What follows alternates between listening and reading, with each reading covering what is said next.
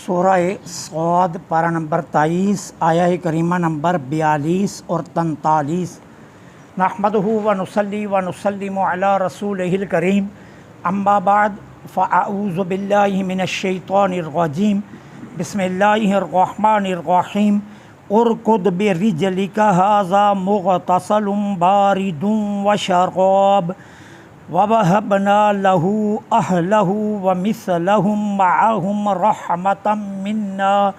رَحْمَةً مِنَّا وَذِكْرَىٰ لِأُولِي الْأَلْبَابِ۔ صدق اللہ العظیم۔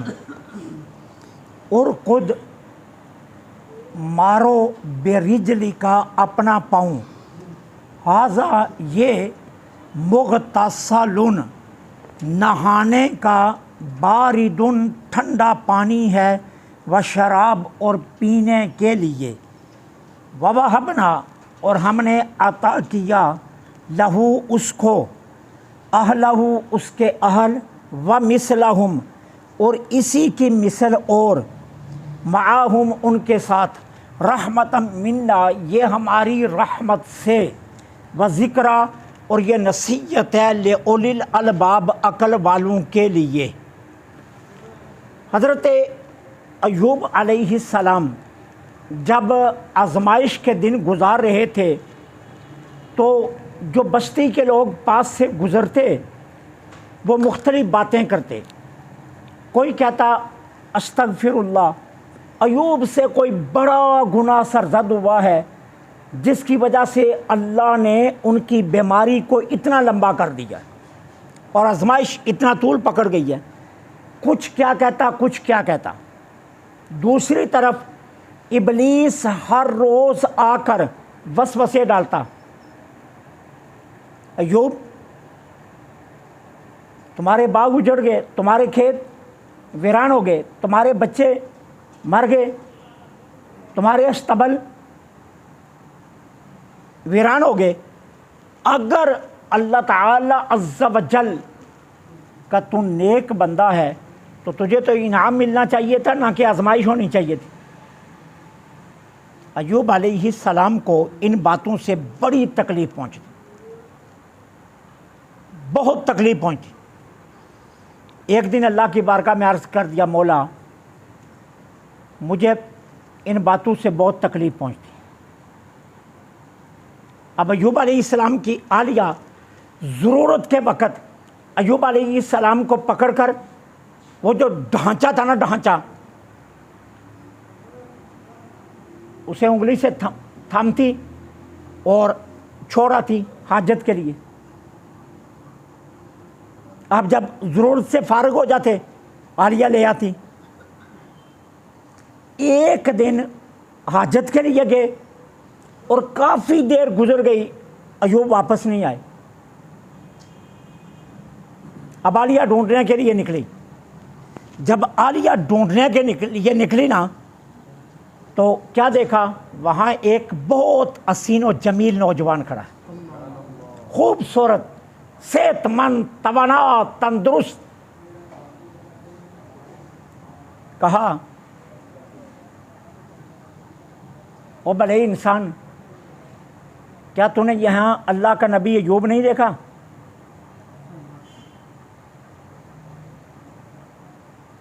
مجھے تمہاری شکل بالکل اس جیسی لگ رہی ہے، لیکن وہ تو بیمار ہے، تو نے دیکھا نہیں؟ ایوب علیہ السلام مسکرا پڑے، کہا میں ہی تو ایوب ہوں۔ اب ہوا کیا، جب ضرورت سے فارغ ہوئے تو اللہ تعالیٰ نے فرمایا ایوب یہیں اپنا پاؤں مارو، زمین پر پاؤں مارو، رگڑو۔ ایوب علیہ السلام نے پاؤں رگڑا، وہاں سے ٹھنڈے پانی کا چشمہ پھوٹ پڑا۔ پانی ٹھنڈا بھی ہے، لذیذ بھی ہے، مزیدار بھی ہے۔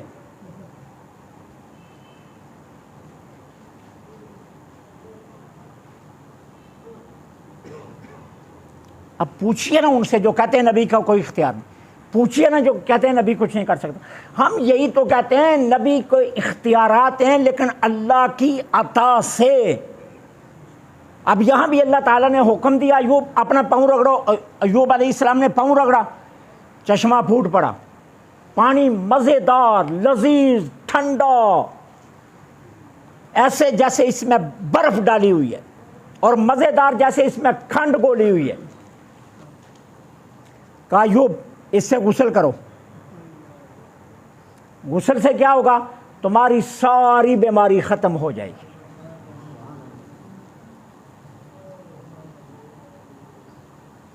اور پھر پیو بھی، پینے سے کیا ہوگا؟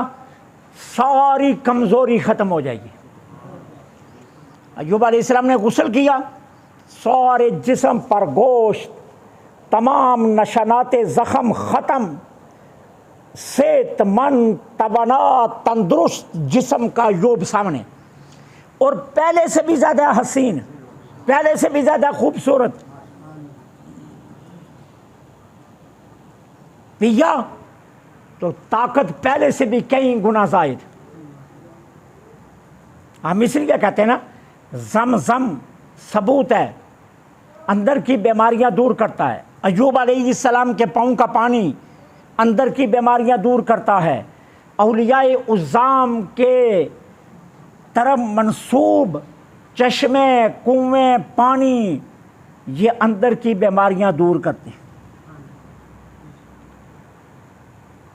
ہمارے آزاد کشمیر میں ایک مقام ہے، پہاڑی ہے، بہت اونچی پہاڑی ہے، اور ایسے ڈلوان آ رہی ہے، اور ڈلوان کے اندر ایک اللہ کے ولی کا مزار ہے، اور ان کے قبر مبارک سے پانی کا چشمہ بہہ رہا ہے۔ حکومت نے اس چشمے کا پانی سڑک تک لا دیا ہے۔ اب جو گاڑی وہاں سے گزرتی ہے وہ رکتی ہے، محکمہ اوقاف نے ملازم بٹھائے ہوئے ہیں، وہ فری میں پانی پلاتے ہیں۔ آپ جون میں بھی پانی پئیں نا تو ایسے لگتا ہے جیسے یہ برف کا پانی ہے، اتنا ٹھنڈا ہوتا ہے اور مزیدار اتنا ہوتا ہے کہ یقین جانیے جی چاہتا ہے کہ پیتے جائیں پیتے جائیں پیتے جائیں۔ میں تو جب کبھی بھی گزرتا ہوں میں تو خالی بوتل ساتھ رکھی ہوتی ہے، وہ پانی پیتا بھی ہوں، اور اس ملازم کو کہتا ہوں یار یہ بوتل بھی بھر دو، پھر سفر میں وہی پانی پیتا آتا ہوں، اور شفا ہی شفا ہے اس میں۔ وہ اس اللہ کے ولی کی قبر مبارک سے پانی آ رہا ہے۔ اس طرح کی بے شمار مثالیں موجود ہیں، اور یہ ثبوت ہے یہاں سے۔ شب معراج حضور کے قلب اطہر کو زمزم سے دھویا گیا۔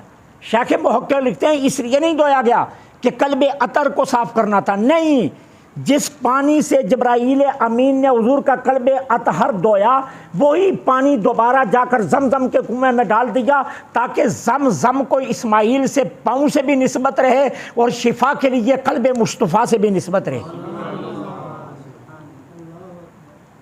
طائف سے حضور آ رہے تھے نا، جارانہ کے مقام پر آ کر حضور نے پہلا پڑاؤ ڈالا، اور بڑا عمرہ کرنا ہونا تو جارانہ جانا پڑتا ہے۔ یہ جو جاتے ہیں نا مسجد عائشہ، یہ تو عورتوں کا عمرہ ہے، یہ مردوں کا عمرہ نہیں ہے، مردوں کا عمرہ ہے جارانہ سے جا کر۔ اگر آپ مکہ میں داخل ہو گئے تو مکہ کے بعد آپ دوبارہ عمرہ کرنا چاہتے ہیں تو جارانہ جائیں اور وہاں سے احرام باندھ کر آئیں، وہ بڑا عمرہ کہلاتا ہے۔ تو جارانہ وہاں اب حکومت نے بہت بڑی مسجد بنائی ہے، بے شمار واش روم بنائے ہیں حجاج کرام کے لیے، زائرین کے لیے بڑی سہولتیں وہاں ایک چشمہ ہے، اور اس چشمے پر اب انہوں نے باڑ لگا دی ہے۔ 2005 میں جب میں گیا تھا تو اس وقت باڑ نہیں تھی، ابھی جب 12 میں حج کرنے گئے تو باڑ نہیں تھی، ابھی جب میں 16 میں گیا تو باڑ لگ گئی تھی، اب باڑ لگا دی ہے۔ تو یہ چشمہ کیا ہے؟ حضور طائف سے تشریف لائے، جارانہ ٹھہرے، سرکار نے پانی مانگا تو کہا گیا جی ایک ہی پورے جارانہ میں ایک ہی کنواں ہے، ایک ہی چشمہ ہے، لیکن وہ اس کا پانی اتنا کھارا ہے، اتنا کھارا ہے کہ پینے کے قابل نہیں ہے۔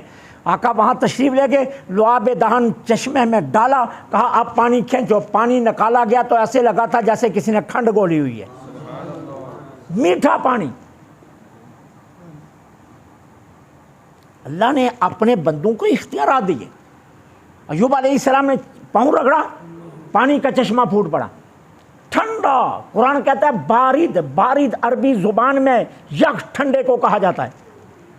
کہا ایوب پہلے نہاؤ، شراب پیو، نہانے سے جسم کے ظاہری تمام نشانات ختم ہو جائیں گے، حسن لوٹ آئے گا، ٹھیک ہے نا۔ یہ جو کریموں سے حسن لایا جاتا ہے نا، وہ ایوب کے پاؤں سے مس پانی سے آ گیا، اور اس سے بھی کئی گنا زیادہ ہے۔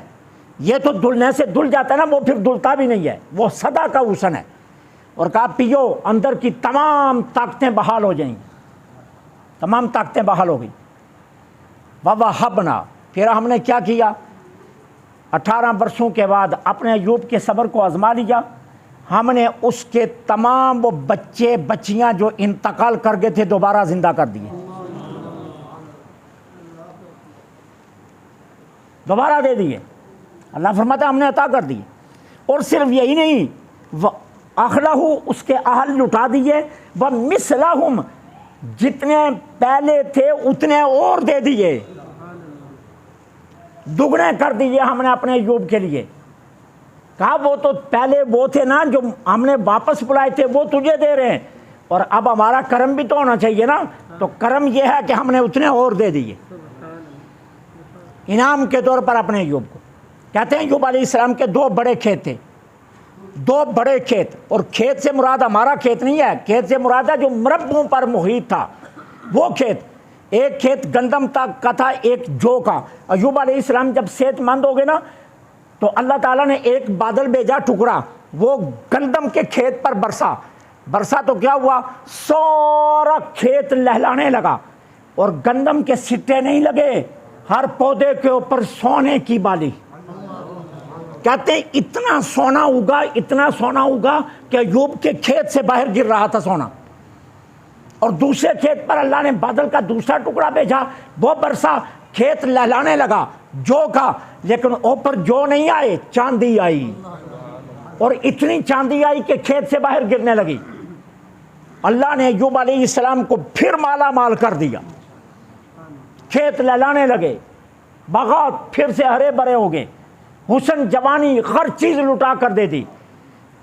کیا بتانے کے لیے کہ وقتی آزمائشوں پر ویلا نہ کرنا ہو، بیٹھ جاؤ صبر کر کے، وہ وقت بہت قریب ہے جب اللہ اپنے کرم سے نواز دیتا ہے۔